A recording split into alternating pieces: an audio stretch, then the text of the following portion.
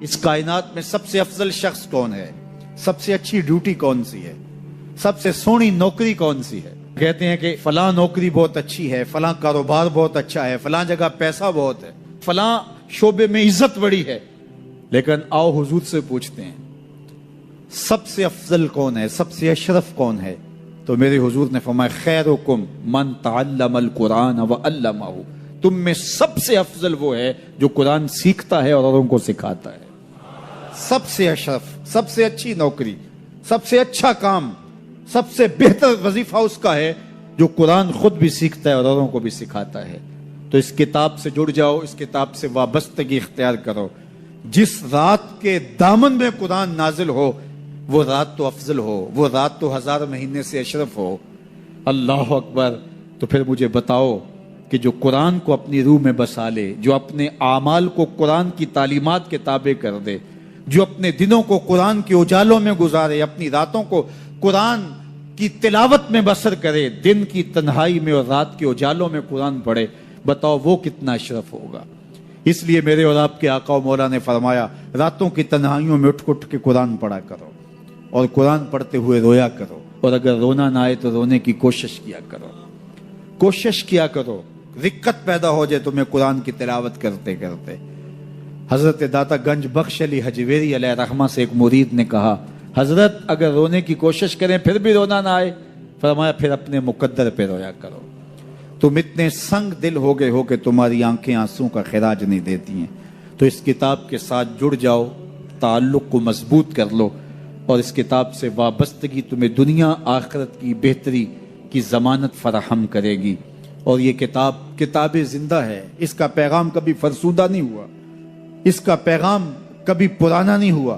ہر دور کے تقاضوں سے یہ کتاب ہم آہنگ ہے، اور یہ کتاب ہر شخص کی ضرورت کی کفالت کرتی ہے. اور پھر اللہ نے اس کو اتنا آسان کیا ہے، اتنا جامع بنایا ہے کہ ہر طبقہ زندگی کے شخص کے لیے قرآن کافی ہے، ہر شخص کی ضرورت کا کفیل ہے. اس کو ایک عام شخص پڑھے تو اس کو بھی نور ملتا ہے، ایک نکتہ بین شخص اس قرآن کا مطالعہ کرے تو اس کو بھی روشنی ملتی ہے، ایک فلسفی پڑھے تو محروم وہ بھی نہیں ہوتا. جو بھی اس قرآن سے پڑھے، دیکھیے کچھ کتابیں ایسی ہوتی ہیں وہ بچوں والی ہوتی ہیں، جو پڑھے لکھے لوگ ہیں ان کی کوئی دلچسپی وہاں نہیں ہوتا، الف انار اور بے بکری میں انہیں کوئی دلچسپی نہیں ہوتی. اور جو بڑی کتابیں ہیں بچوں کی سمجھ سے ورا ہوتی ہیں. لیکن یہ واحد قرآن ہے، جس طبقے کا شخص بھی پڑھے، ان پڑھ پڑھے تو اس کو بھی نور ملتا ہے. میں دیکھتا ہوں تلاوت چل رہی ہوتی ہے اور تلاوت عربی میں ہے، اور بندہ عربی جانتا نہیں ہے وہ بھی جھوم رہا ہوتا ہے، اس کو بھی حظ مل رہا ہوتا ہے. یہ کتاب ہر طبقہ زندگی کو روشنی دیتی ہے. یہ قیامت تک آنے والی انسانیت کے لیے رشد و ہدایت کا صحیفہ ہے. اس کتاب سے جڑ جانے سے بلندیاں نصیب ہوتی ہیں. جس رات کو یہ کتاب اترے وہ رات تو لیلۃ القدر کہلائے. اور جو شخص اس کتاب سے وابستہ ہو جائے اور اس کتاب کو اپنی روحوں میں سمولے، وہ ذی قدر کیوں نہیں ہوگا، وہ عزت کا مالک کیوں نہیں ہوگا، وہ شانوں اور عظمتوں کا مالک کیوں نہیں ہوگا. تو آئیے میں اور آپ اس رات کی ان خوبصورت پہنائیوں کے اندر اور ان حسین لمحوں کے اندر کتاب اللہ کے ساتھ جڑنے کا عزم کر کے اللہ کے حضور دعا کے لیے ہاتھ پھیلائیں کہ اے اللہ ہمیں اس کتاب کے ساتھ جوڑ دے. یہ کتاب زندگی بخش ہے، اللہ پوری امت کو اس کتاب کے ساتھ جوڑ دے. اقبال کہتے ہیں فاش می گوئم آنکھ درد المزمرست این کتاب نیز چیزیں دیگرست. جو میرے اندر چیز چھپی ہوئی ہے اس کو کھل کے اگر بتاؤں، یہ کتاب نہیں، یہ کوئی اور ہی شے ہے.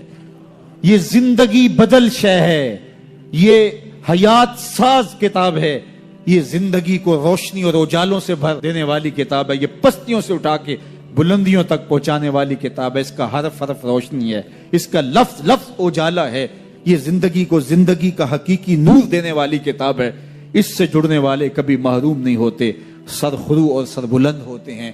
اللہ ہمیں اس کتاب رحمت سے جڑنے کی اور جڑے رہنے کی توفیق عطا فرما، اور اس امت کو اس کتاب کے ساتھ وابستگی اللہ نصیب کرے. ایسا بھی ہوا کہ ایک کی دونوں ٹانگوں کو اونٹوں کی پچھلی ٹانگوں سے باندھ دیا گیا.